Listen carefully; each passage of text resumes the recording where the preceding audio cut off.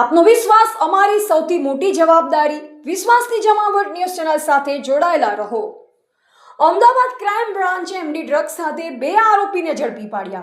અમદાવાદના સાબરમતી વિસ્તારમાં ન્યૂ રાણીપ અંડરપાસથી વંદે માતરમ તરફ જતા જાહેર માર્ગ પરથી અમદાવાદ ક્રાઇમ બ્રાન્ચે એમડી ડ્રગ્સના જથ્થા સાથે 2 આરોપીને ઝડપી પાડ્યા છે.